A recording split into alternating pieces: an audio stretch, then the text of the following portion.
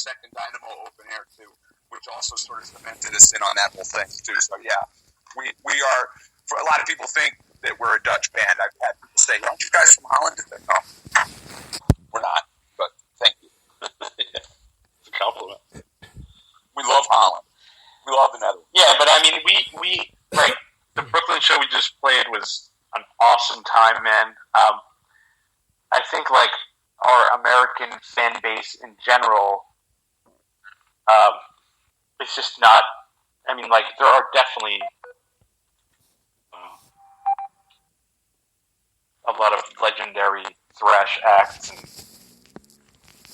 but I mean, when we go to Europe but you know, I gotta say, man, we went to LA Twice in LA, and those were like some of the best shows I've ever played with Toxik. Straight up. And these kids were, I mean, they were young kids, man, like 20s, like early 20s, some teen, like just like, and like, you know, singing every word, just the whole time was just an awesome circle pit and everything, and you know the shows were packed.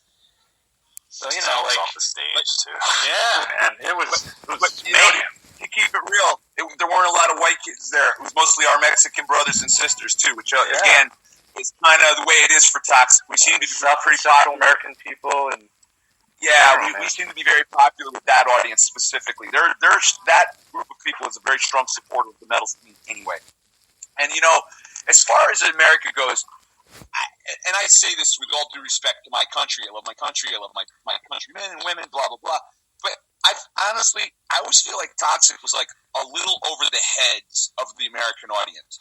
Like they just seem to get us better in Europe. I don't know why that is, but we're not the only ones either. That, you know, you ask the guys in Hellstar, you ask the guys in Watchtower, they'll all tell you the same thing. There's something different about the European and also the South American and the Asian audiences as compared to the American audience. America's a tough nut to crack. They either love you or they don't. They're fickle. They come and go. And, you know, our genre has kind of, you know, it's sort of peaked. It comes up. It goes back down. It's sort of like become a niche, right? So that's what our turnouts are like. You know, we have a decent showing. We go to L.A., as mentioned. It's packed. We play Brooklyn. It's pretty packed. That the people who come are rabid. They really love it.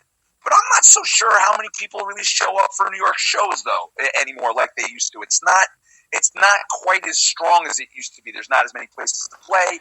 There's not as much of the music.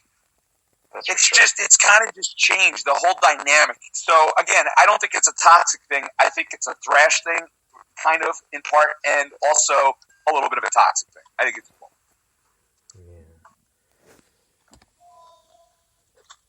So what's your favorite place to play in overseas?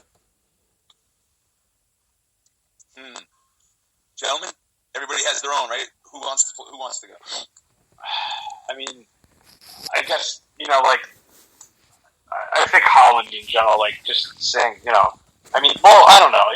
Germany is like the epicenter of metal at this point, I feel like, in the whole world. I feel like there's so many festivals devoted to it. But some of the best shows I played were at that Lazarus Club in Leiden, in Holland. That was such a great show. And then also, like, the Dynamo Club's been so good to us, man. And every time we play there, like, there's just so many people who are just, you know, just so devoted to Toxik, man. It's kind of overwhelming every time we play there. It's really awesome. The Dynamo Club actually has two levels. There's a floor and there's a balcony. And when we played there in 2015 or 2015, when we played there and for that particular show, I'll never forget, because up on the balcony, I don't know what the hell they were thinking, but they were like literally like looked like they were getting ready to stage dive from the balcony, because I could see sneakers. So they're crowd surfing above the balcony. And it was like there's a huge pit on the floor, and then there's sneakers up, you know, a story up in the air, and I'm like, wow, this is getting hairy. You know, like it's that kind of thing. You know what I mean? Like they get fucking into it, you know, and it's awesome. It's amazing. But it can be like a little wild, you know, but I like that about our genre. I like that about what we do in the audiences that we go to. It's not for everyone, But when the pit gets going, as a guy on the stage, it's very gratifying to see. I love it. You know, I love when people jump up on stage with us, even when they step on my pedals. It drives me nuts. But, you know, it's just that participation and that intensity. So, yeah. So, now Holland, Dynamo Club. Sorry, you said Dynamo, and it was like, yeah, Dynamo. I liked Italy. I'm going to throw that out there. I had a really good time. As far as favorite places, they're all my favorite places, but Italy was really interesting because we hadn't been there, and they were super excited to see us, and that leg of that particular run was really, really good. And then also South America. I really, really liked South America a lot. Playing down there was those fans in Colombia, in Chile, in Argentina. It's just like unbelievable. In Mexico, Guadalajara, Mexico City. Unbelievable. Yeah, they have the whole Chile show up on YouTube in its entirety. It sounds great. Multi-camera shot. Go check it out. Fort Mix. Yeah. It sounds awesome with Mike. Yeah, that's a good show. That's worth checking out. It's online. You can see it live from Chile. But man, that audience, you know, just amazing. You know, they're singing us. What's the soccer anthem? There's a thing they do there. Ole, ole, Ole, ole, ole, ole. You know, it's just like the entire time they're just like chanting and rocking out. It's freaking awesome. You know, it's so much fun. Now, has Toxik ever? I personally liked. Oh, sorry. Go ahead. No, I personally liked the festival that we played in May. It was a Pounding Metal Fest, right, in Madrid. Great, yep. That was one of my favorite moments. Yeah, that was amazing. Such a huge crowd of people. Again, the same kind of response, just like very warm and welcoming. So excited, like over the top excited to see us, and you know. Plus that show, that lineup was amazing. All the bands, Jagged Panzer was on it, like just all those bands, and like for me personally, I feel like each band that went like had like a phenomenal vocalist. I mean, overall, just great musicians. But like for me, I was like, wow, the challenge is really there. Like I have to like step it up right now and be my A game. You did, man. You did. Thanks, guys. But yeah, that was one of my favorite moments for sure. That was awesome. So did we get all four of these favorite overseas place now? I don't think you spoke up on that one.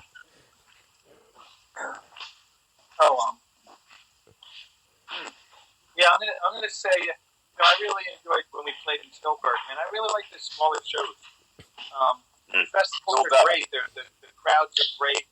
They're, you know, but they're intimidating to play because you're playing in front of a lot of people, and you know, your time restrictions are very strict, and you have to stick to your set list, and you know, you can't really deviate. Whereas the club show, man, you might play to 50 or 100 people, and it's just crushing because it's just you and the audience, and there's nothing but you and the band. You know, Toxik pretty much goes out, and we just, you know, whatever they're going to give us on stage, this is what we're going to play. This is how we're going to play, and that's it. You know, it's kind of like a punk rock attitude towards the live show, especially in the club setting. Mm-hmm. Yep. You're wise. Honestly, man. One of my favorite, the Lazarus Bar is my favorite Toxik show. That was awesome, yeah. Played LA. The LA shows are crushing. I think that, you know, I don't think that we can get in the bus and go to America, but I think that we can do fly-ins, like kind of what we're going to do with Randy in Milwaukee, you know, and do things like that, and be pretty successful at it, and at least play to, even if you're playing to like 200 to 500 people, they're passionate about you, and they're there to see your band, you know. Now, has the band Toxik ever been to Japan? No, we're working on that, brother. Believe me, we're working hard on that, trying to make that happen. Yep. So hopefully, in a couple of weeks, after we play Hamburg, we'll have a better idea. The promoter for the True Thrash Fest is over there, you know, and yeah, Mickey's going to be there. Mickey's going to be there, and they've already booked Sacred Reich and Violence. So I said, hey, man, you guys should really add Toxik. 3 bands had sick records out in 87 and 89, making a fucking trifecta right there. Hell yeah, man. Bay Area, you got Arizona, you got New York. Let's go. So, we'll see him. We're gonna play we're gonna play World Circus on Friday night in Hamburg. Think this on Saturday night in Hamburg will be the only time in the history of the band that'll ever happen. So if he's not convinced on those 2 nights to bring us to Japan, then I don't know what's going to convince him. Yeah, it would be cool if you guys could get on that Megadeth boat cruise one of these days, man. Yeah, we'd like to get on any cruise, man. Yeah, like I said, yeah, 70,000 tons of metal. Yeah. Well, I would love to do 70,000 tons, man. Love it. I've been on it 3 times already. Yeah, Jim did it with what? You did Whiplash, right? Yeah, twice I teched for Exodus. I've done the 70,000 tons in the March to Hell, and then I played the 70,000 tons in 2015 with Whiplash.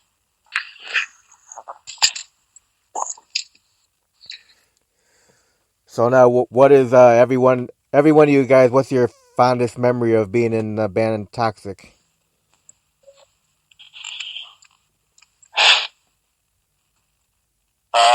I'm going to say my fondest memories are yet to come.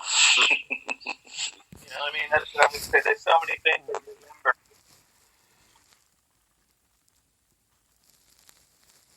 Yeah, I agree. I'm excited for the future to see the full potential of everything, realized.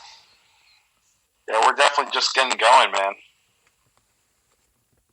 I would say being on the going back, because it's a couple different versions of Toxik over the years. The original lineup, playing that first Dynamo Fest back in '87, was pretty cool, man. That was a good one. We played with Laz Rocket and Exodus and Sabbath and Candlemass, and it was a killer show. Sounds amazing. Played with some really great it was amazing, Ron. You would have freaking flipped out. It was amazing. And then Exodus finished up. Exodus closed, and we went out and we danced with Exodus. And the following year, they came out with the Toxik Waltz, and they all swear that we had nothing to do with it, but I firmly believe we did. So, and then in terms of modern times, like now, this version of Toxik, the Dynamo Fest last two years ago, 2017. We played with Gojira, Testament, again Exodus, Entombed AD, Devin Townsend. That was Prong. Yeah, that was just a ridiculous day. The fans, the stage, the setup of the stage, the lineup of the bands, just everything. The back room, hanging out with everyone. It was just like it was a sold out arena where it was 15,000, 20,000 people. I've heard different numbers, so I'm scared to say what, but there's a lot of people. That was for me, that was definitely the highlight, I think. Just a show of that magnitude was, something kind of, when I was a kid, fucking learning whatever Metallica songs in my basement when I was 13, I want to play arenas in Europe someday, and there was. So I gotta say, that was probably my highlight. But I think I'd say the lineup we have now is even more sound, and I think we could do better.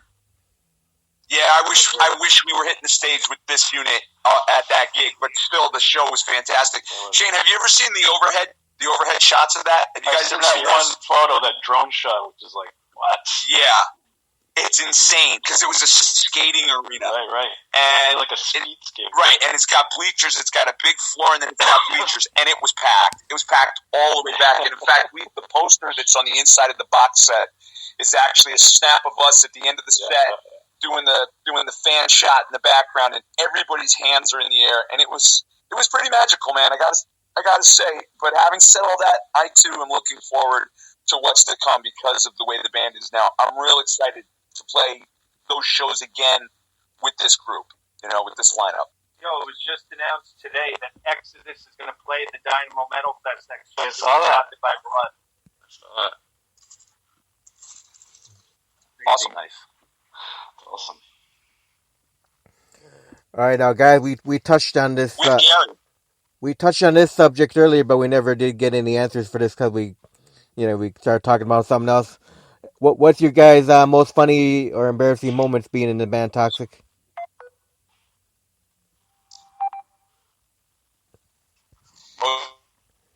Myself on stage? No, I'm only kidding. Geez, man, funniest, most weirdest toxic moment. Well, okay, here's one for you. Torcy, France. Okay, crazy, ridiculous 20-hour flight, super long. We get there. It's Fall of Summer is the name of the festival. It's like 90 degrees out. It's humid. That's the day Jim played with Demolition Hammer as well. And I wasn't feeling real good, man. I've got some health issues, and my heart was kind of acting up that day. And I was on stage, and I started getting some chest pains. And I remember having the thought as I'm looking out on the fans, and we're rocking out, and I'm looking out. I remember thinking to myself, if this is it, if I'm going to get it right now, what a fucking awesome place to do it. Because I'm part French, and being on stage, I'm only kidding. I am part French, but that wasn't really part of it. I just put that in.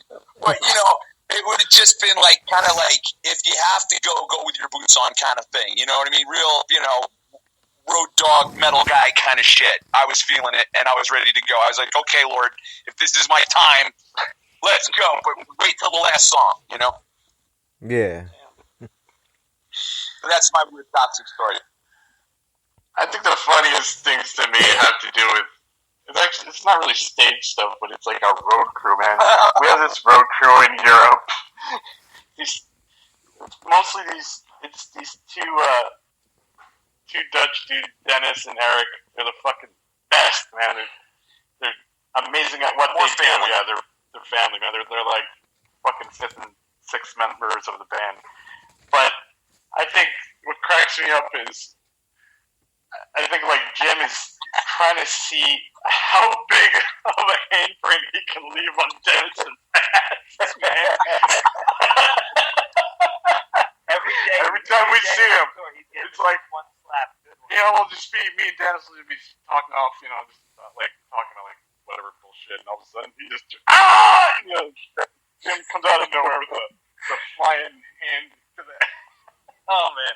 Just that stupid crap that you do on tour, man. That keeps you sane, man. Because you're just tour can be tough with the schedule and all the travel. I'll give you my embarrassing story. Not embarrassing, but I'll piggyback onto yours, Shane. Dennis, I fuck with Dennis DeMay so bad. I fuck with him so bad. And he loves it. So one time I stayed out with drinking with Exodus or something, and I come back to the hotel, and Dennis drew on the big billboard right in the lobby.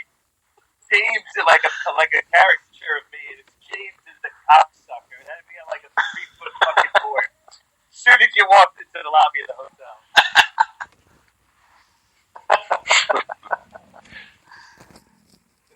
Oh man. Dumb crap you do to break all the tension from no sleep and 10 hours in a van. Ron's best story was that he was sexually harassed by that Mexican chick at the first LA gig. On stage, right?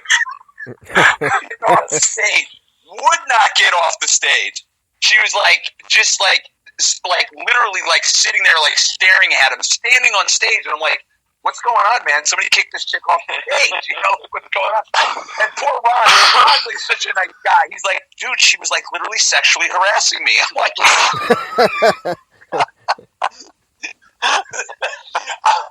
listen, dude, this is metal. You're singing for a band. It's not called sexual harassment. This is something else. You're going to have to come up with a different verbiage for this one, Ron, the woke metal singer of 2019. That's right, the woke metal singer, Ron. Exactly, Ron. If you complain, then you're out of the band. Holy shit.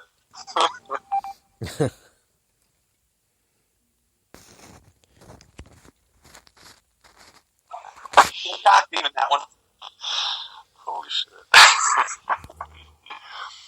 Yes, I will choose that as a very funny story as well. Oh man. Yeah, we have a ball when we're on the road, man. It's we really I think it comes from being like just a tight unit where we're all really, really cool with each other, and it's not like we all just kind of like do our own thing and then see each other on stage and then whatever. We're all hanging out and we're all just having a great time the whole time, man. True. That's true, Shane. You're right about that. We don't really go out and do our own things. We really do kind of hang together as a unit when we're on the road. I never thought of that. You're right, man. For sure. We do. Yeah, definitely. All right, let me ask you guys a few fun. All right, gentlemen. I'm gonna ask you guys a few fun questions here now. What are each one of you's favorite food you like to eat?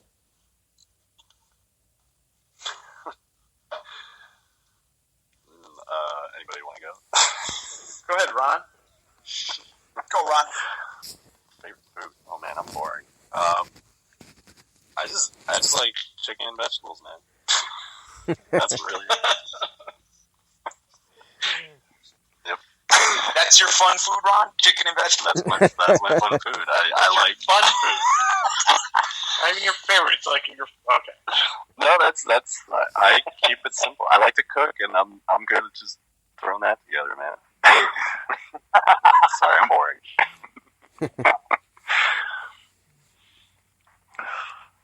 All right, who's next?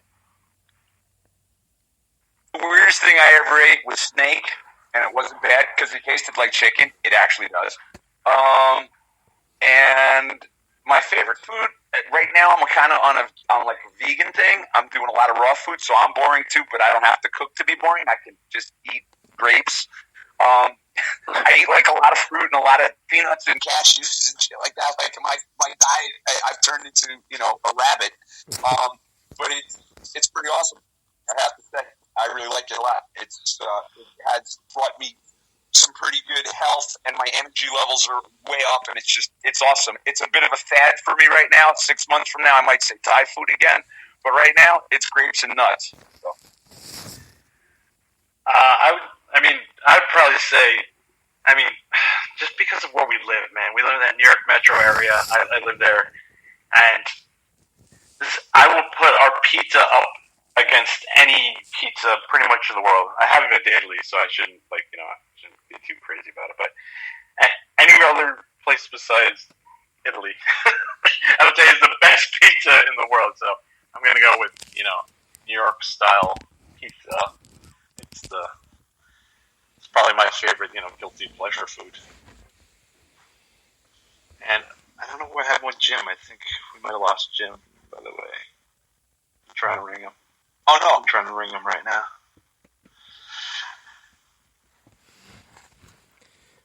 So what's your guys' favorite beverage to drink?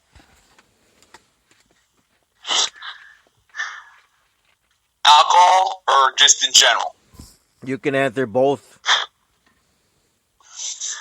Drinking just regular. I'm a water guy. Drink a lot of water. And if I am drinking, which I don't do very often, but if I am, if I'm going to do shots, I'll do some shots of Jaeger. I don't mind it. I can drink a few beers, or a few dozen. Depending on the situation, I do like to drink beer. I don't do it a lot anymore, especially, but I used to drink a lot. I'm not ashamed to say I stopped doing it, but for years I was a beer drinking fool. That's me. Yeah, Shane? I'm still a beer drinking fool. For that. I was waiting for you to say that. Yeah, I'm kind of the only drinker in the band, really. Not nothing too crazy, but especially I love to go to my neighborhood German beer hall and drink the Pilsner and everything. But I love, definitely beer.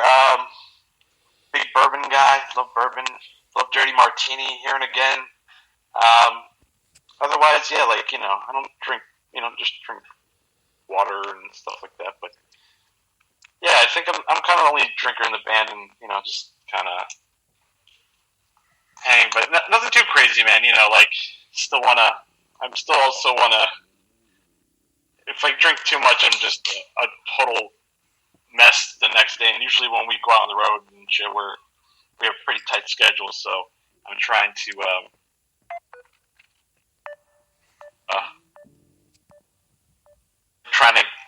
like be good for every show.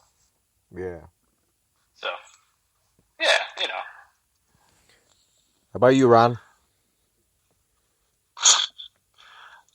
Well, once again, I'm pretty boring. So, as far as I gotta be honest, like I don't really drink. I'm not a big fan of it.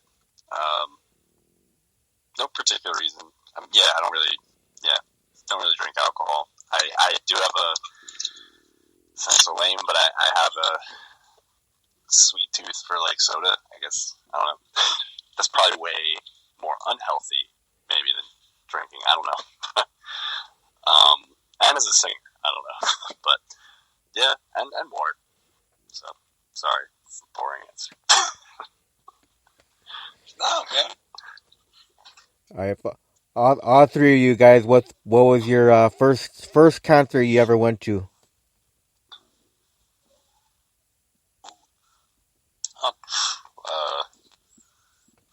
My first big show was Rush. I saw Rush on. I was a kid. I was young. My dad dropped me off. I want to say I was 11 or 12 years old at Madison Square Garden, and I saw Rush on the Hemispheres tour. Wow, that's awesome. It sure was.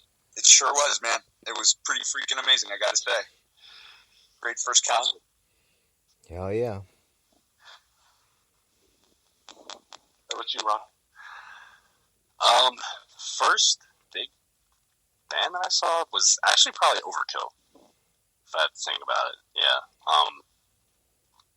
I don't think I made it out to like a real metal show until I was like maybe 16 or 17. I saw Overkill at Starland Ballroom, and I think it was the first time. I know probably a lot of people know Warbringer too, that newer thrash band. They opened up. Like, I think that was pretty early in their career too. I remember seeing that, and I was just like, I want to do that. I want to be on that stage. I want to do this, like, whole thrash thing. Yeah, I was just so hooked on that, and then that was probably my first though. Overkill, Starland Ballroom in 2007, I think. I think my first like real. Actually, it's funny that you say Overkill though, because the first real concert I ever played in a band that like played like a show, like a real band, was that we were opening for Overkill at the Birch Hill in Jersey before that closed, like in early 2000s. But yeah, it was an awesome show. Obviously, first it was really fun. My first show that I attended though, like when I was 13, 14 or whatever, it was actually Metallica, Danzig, and Suicidal Tendencies in like 97, I think. That was awesome, man. That was definitely one of my favorites. Awesome. Yeah. Sounds great. Holy shit. Yeah. Killer. Yeah, my first metal concert was my brother took me to Judas Priest with Iron Maiden opening, man. Wow. Pretty awesome. I remember those years. They went around a couple times back in the day. Was that Screaming for Vengeance? Yep. Number of the Beast and Screaming for Vengeance. Yeah. Unbelievable tour that was. That was an amazing line with those two bands. And I saw them, I want to say, shit, man, I forget who opened. There was a third band that opened up for them. I can't remember who it was. But that was Axe. Yes. Yep, exactly. Rock and Roll Party in the Streets. Yeah, that was a great lineup. I was at the Madison Square Garden show where they burned all the seats up.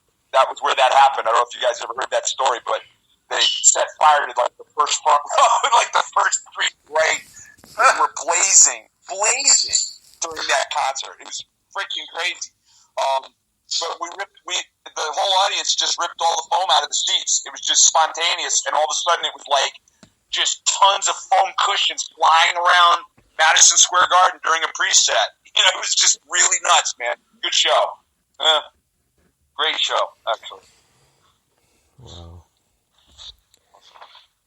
So, what are you guys' top 3 favorite bands of a lifetime? Ooh.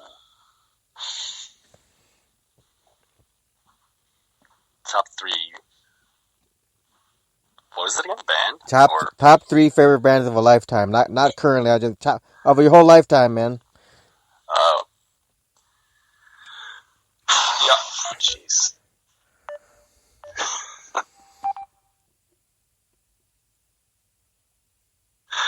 Oh my god, I gotta think about this.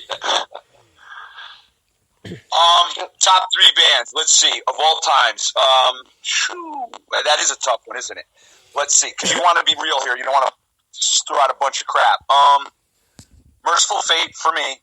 Merciful Fate / King Diamond, huge influence on me at a time, especially. You know, if I could lump them all together at once, because like Judas Priest, Iron Maiden, and Scorpions were all the same band at a point for me. There's like they were all interchangeable, so that was like a time period. But old Scorpions, specifically with Uli John Roth, Virgin Killers, specifically for me. So Uli John Roth, Scorpions era, Merciful Fate, and maybe Rush. I'd have to say, you know, Rush is a huge one for me. I really liked Rush a lot.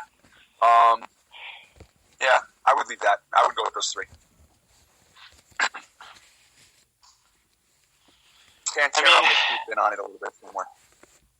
Pantera? Yeah, a little bit. I was gonna say Pantera's. Man, I don't know if it's top 3. Top 3's tough, man. Top 3 stuff. Exactly. Top 3 stuff. Okay, so Pantera's for me, there. I'm a,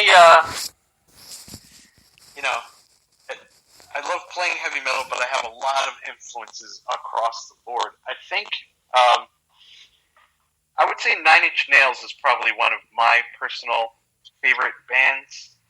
I think that's like a band that really forged the whole kind of music genre. You know, using like technology and things like that, which I'm very like. I really think it's so cool. I think Black Sabbath is probably would be in the top 3. You know, they invented heavy metal, I would say, and I still think in a lot of ways no one's done it better than them. The third, oh man, third is tough. Third is so tough. Pantera's definitely up there. Megadeth is right there. Metallica's right there. You know, all those. I don't know. I have to like. It's like a 3-way third tie for me. I don't know. Is that a cop out? I don't know. Ron, you're next. My turn, okay. That is really tough, man. I'm just gonna go by, I guess, what I feel like I've listened to the most. That I just find myself always going back to the most. Definitely Overkill. I don't know what it was about them. Just like growing up when I was a teenager, I was just obsessed with listening to Overkill. I just thought they were slightly different than a lot of the other thrash bands. Like, I don't know, when you go outside of Big Four finally and you realize there's other bands, I was like discovering Overkill and Exodus and stuff. And like, I was always just had their albums on constantly, like when I was driving or whatever. I just took a lot of influence from that. I don't know. I just thought there was such differences from each album. Led Zeppelin, I think, without a doubt, like definitely, if not the top, it's definitely within the top 3 because I don't know what it is about Zeppelin. I love Jimmy Page. That's another one. Just constantly listening to their records. Everyone was different from the last. Jimmy Page, like he did so much for like rock and metal, and even I think production. I don't know. The last one I was thinking is really weird. It's not really what you said. Favorite bands doesn't have to be metal. Yeah. Or,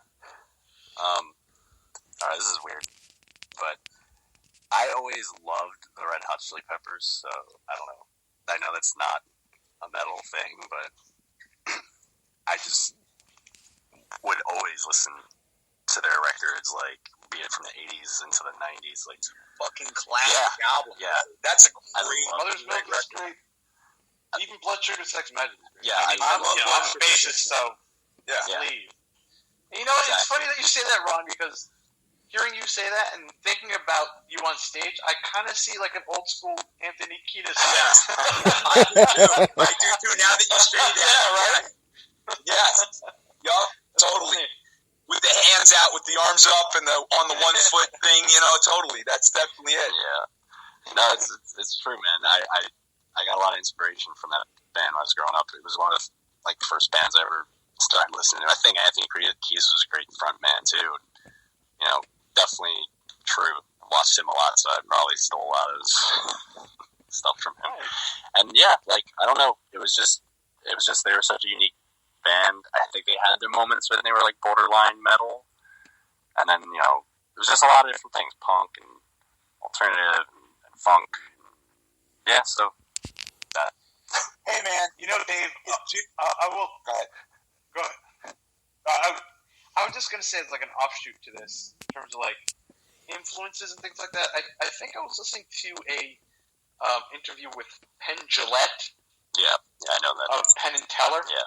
He said such an interesting thing, and he was talking about, he's like, anyone who's ever pushed a genre forward basically is like someone who had no business being there.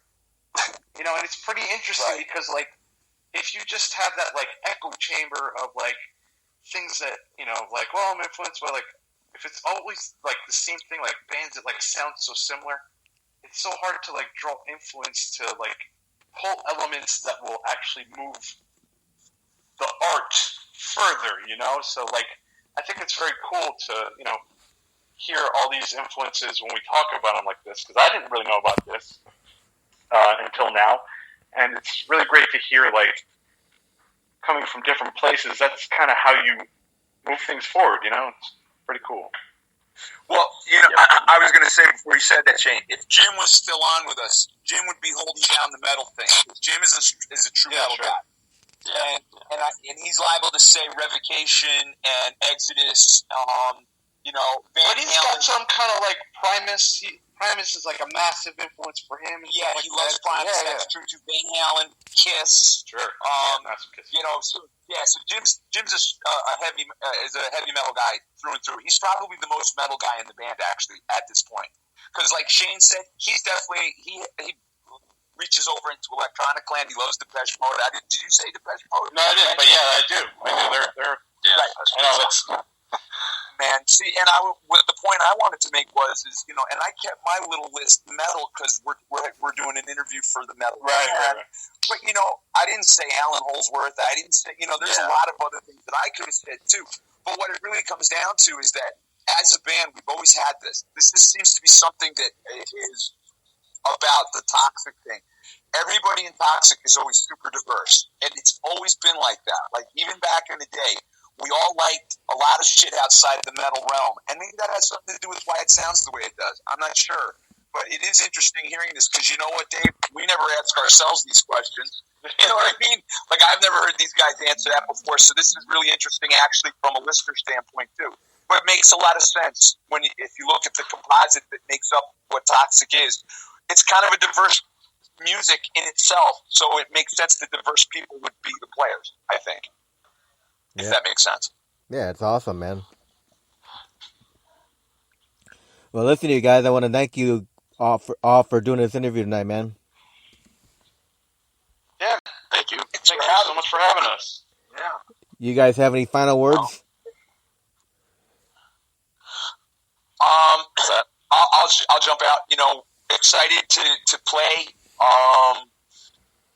Again, there's a lot of stuff going on for us right now. We've got a lot of this year is going to be busy. October 13th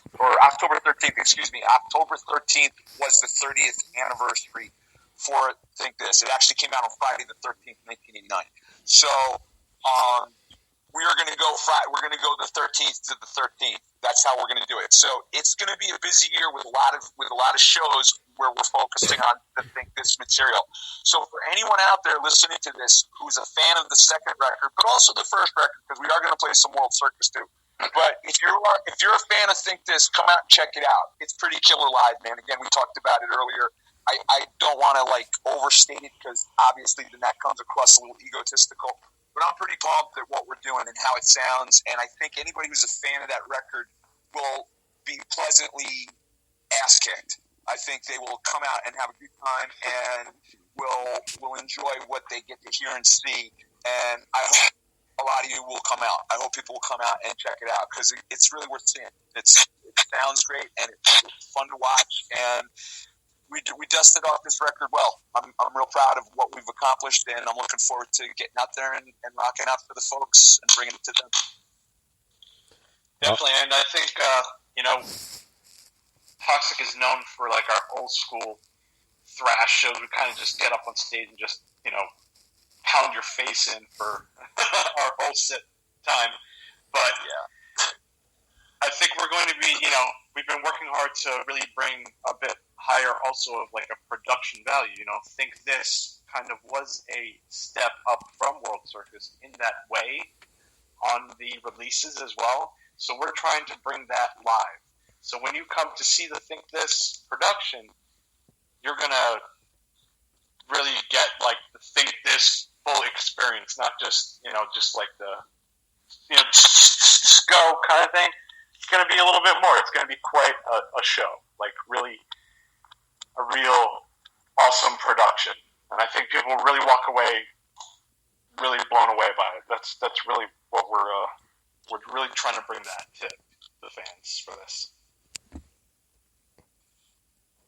Yeah, I'm just very happy to be a part of it. As a fan before I was even in the band,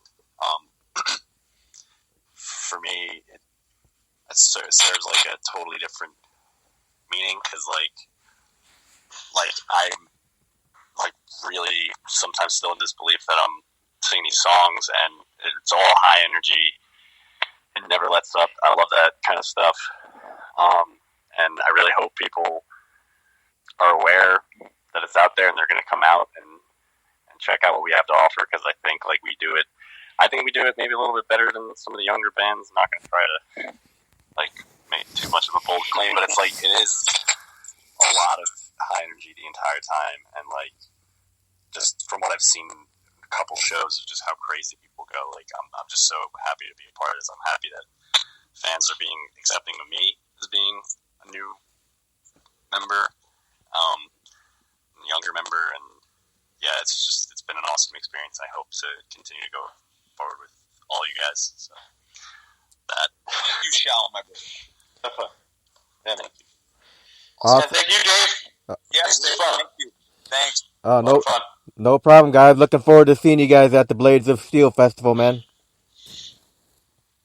That's right, Blades of Steel, too. That's right. Come out for that one specifically because that's where this is being generated. Or global, right? So it's hard to ID sometimes, but, that's kind of a local show for where you are.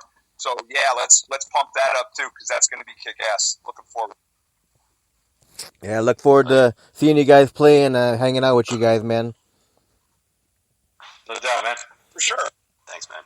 All right, you guys have a great night, man. Maybe you and what's that? Maybe you and I'll talk politics when we get together, Dave. All right.